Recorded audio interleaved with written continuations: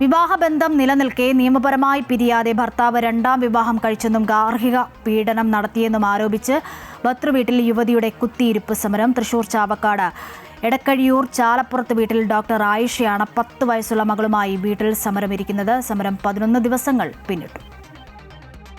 Chavakkad judicial first class magistrate കോടതി ഉത്തരവിന്റെ പിൻബലത്തിലാണ് യുവതിയുടെ സമരം. ഭർത്താവിന്റെ വീട്ടിൽ സമാധാനമായി താമസിക്കുന്നതിന് തടസ്സം നിൽക്കുന്നതിലും ബലം പ്രയോഗിച്ച് പുറത്താക്കുന്നതിലും വിലക്കേർപ്പെടുത്തി ഡോക്ടർ ആയിഷയ്ക്ക് അനുകൂലമായി കോടതി ഉത്തരവ് പുറപ്പെടുവിച്ചിരുന്നു. ഈ ഉത്തരവിന്റെ അടിസ്ഥാനത്തിലാണ് ആയിഷ 10 ദിവസം മുൻപ് ഭർത്താവിന്റെ വീട്ടിലെത്തിയത്.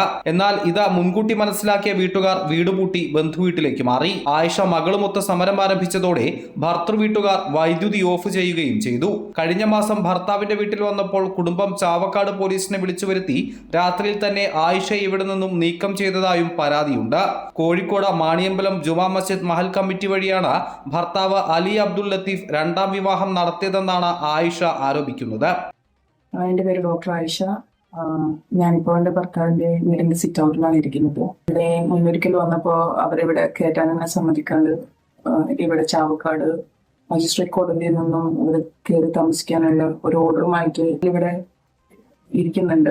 ഇപ്പോൾ എന്റെ ഭർത്താവ് ഒരു രണ്ടാം വിവാഹം കഴിച്ചിട്ടുണ്ട്. അതുകൊണ്ട് എന്റെ ബന്ധം നിലനിൽക്കെ തന്നെ ഇവിടെ തലാക്കോ അതല്ലെങ്കിൽ ഡൈവോഴ്സ് പെറ്റീഷനോ ഫയൽ ചെയ്യാതെ കോഴിക്കോട് മാണിയമ്പലം എന്ന് പറഞ്ഞിട്ടുള്ള ഒരു ജുമാ മസ്ജിദിന്റെ മഹല്ല് കമ്മിറ്റി വഴി എന്റെയും അദ്ദേഹത്തിന്റെയും മഹലായിട്ടുള്ള എടക്കഴിയൂർ ജുമാ മസ്ജിദിനെ അറിയിക്കാതെ തന്നെ അവരെന്താ ചെയ്തിട്ടുള്ളത് വെച്ചാൽ കല്യാണം രഹസ്യമായി നടത്തും. പിന്നെ അത് അവർ ആഘോഷമായിട്ട് കൊണ്ടാടിയിട്ടുണ്ട്. തന്റെ സ്വർണ്ണാഭരണങ്ങൾ ഭർത്താവ് സ്വന്തം ആവശ്യങ്ങൾക്കായി വാങ്ങിച്ചതായും വർഷങ്ങളായി തനിക്കും മകൾക്കും ചിലവിന് നൽകുന്നില്ലെന്നും ആയിഷ പരാതിപ്പെടുന്നു.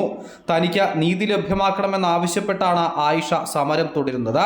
അതേസമയം ലത്തീഫ ആരോപണങ്ങളെല്ലാം തന്നെ നിഷേധിക്കുകയാണ്. അമൃത ന്യൂസ്, തൃശൂർ.